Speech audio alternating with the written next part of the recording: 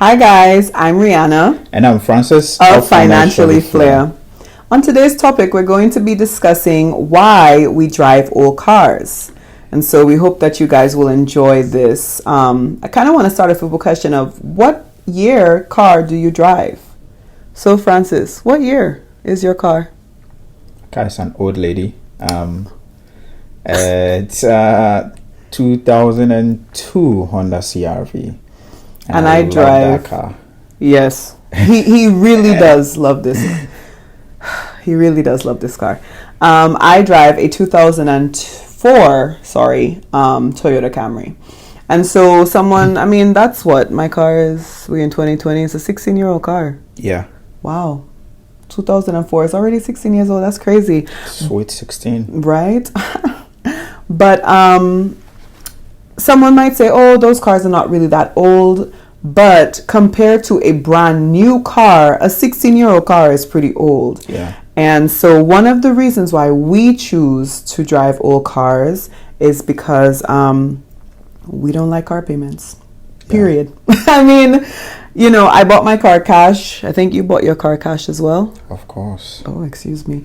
And so I don't want to have to be paying, some people have low notes like $200, $300, $400. Some people have very high notes, $800, $900. And so that's every month that you're paying on this. Yeah. And I'm not saying that you can't afford it or we can't afford it, but it's like, why would I pay that? It's not something that we want for our bill cycle budgeting.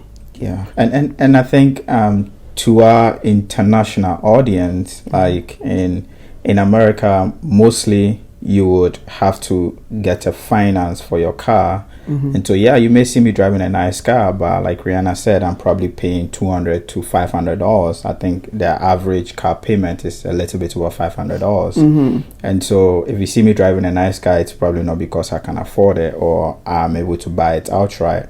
And so that's something to keep in mind, and why, if you are wondering as an international viewer, why we possibly drive these cars. Mm-hmm. It's not that we cannot afford it, but it just simply does not make any financial sense to us. And I think that leads us into our second point, mm-hmm. the fact that car depreciates substantially the moment you get it. If you drove a new car out of the lot, it just decreases about 15 to 20%, mm-hmm. I think. As soon as you drive your car off of that lot and you become owner of that car, it's started to depreciate. And I have a little fact here, a little value. It says your car's value decreases around 20 to 30% by the end of your first year of ownership. Yeah. So I'm buying a new car, and here's the thing. Some people can buy a new car and keep a car for like 20, almost 30 years. Great. If this is you, great. You've definitely gotten your money's worth out of a car, right? However, that is not really the case for a lot of people. A lot of people change cars quite frequently. I know a young lady who I used to work with would change her car very frequently, and they leased cars, which is a concept that is still kind of new to me still. Not new in the sense of I don't understand it, but lease a car? I was like, because it's like renting it essentially, and you have to be very careful. I think she had actually got into an accident at work, and that's out of pocket because the lease wasn't up. It's a whole thing.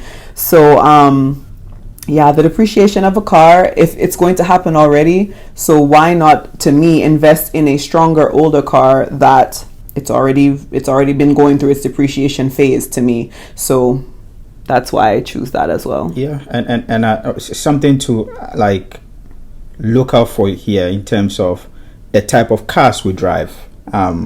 We drive Japanese cars, and those cars run forever. And so I wouldn't say forever. Well, essentially, they do last. Cars are made to, if you did the maintenance, if you did what you had to do, mm-hmm. You can make the car run for a long time. Your car has over 240,000 miles on it. Yeah. And I bought it at 177,000 miles. Back in 2014, I bought my car. Yeah. And it was 10 years old when I bought it then. And it had 177,000 miles just being 10 years old. And I have put on and I'm up to 240. So I've put on an additional 100,000 miles, and my car is tip top. Yeah. And that's a Toyota for you, honey. But I'm Team Toyota. He's Team Honda. I'm Team Toyota, though. Any of them will do. Any of them will do for me. And so I think it's important you know what you value, and we understand that to attain financial independence, that car payment, that could be money that we could have invested on the market, making us so much more. And so there's an opportunity cost in everything that you do. Yeah. You could have used that money to buy the car with that monthly car note, but then that money could have earned you something, or you could have used that money to buy something else. And so it's just the balance for us, and trading for us, it just doesn't make any sense for us. And thirdly, we just don't value cars. That's our main reason why we drive old cars. It's not something we value. We care about the fact that can it take us from point A to point B. That's it. So, and you've probably heard us talk about money dials, or things that make you spend money that are important to you. And spending a lot of money on a car just is not something that is very important to us. We will spend, like money on a good trip, like a vacation package, things of that nature. That's where our money dial is. But on a car, not necessarily. And who's to say, if I were a billionaire, which I will be, sure, I'd probably drive a new car. And I'm not going to tell you that I wouldn't, but for the phase that I am at in this part of life right now, buying a new car, owning a new car means nothing to me.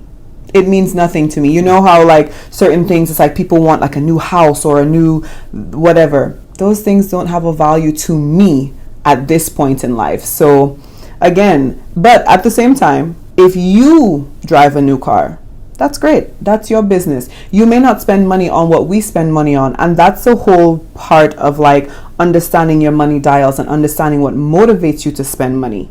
Because you and I spend money differently, but at the end of the day, our core beliefs on what we spend money on is very similar. So we don't tend to run into these problems. Could you imagine if you met me and I was like driving a Mercedes Benz and I needed to have like, that kind of like lifestyle, which is fine again. But like, it wouldn't have matched like you coming in with your 2002 Honda CRV, and here I am driving a 2015 because that's when we met, Mercedes Benz, fresh off the lot. You know what I mean? Like the energy would have been different, and I don't know if we would have been on this journey. Do you think?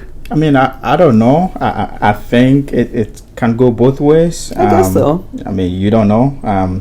You could change me. I could change you. That's true. Who knows? But to add to what Rihanna said, I'll tell you now, if I had the money, I still wouldn't buy a new car. I probably would buy a newer car in terms of a used car, but not a brand new car. Wow. Ever. I'm not. I don't think I knew that. I'm not going to buy a brand new car. Okay. I would buy a newer car, but used. Well, I'm gonna buy a new car. Okay. Brand new. No.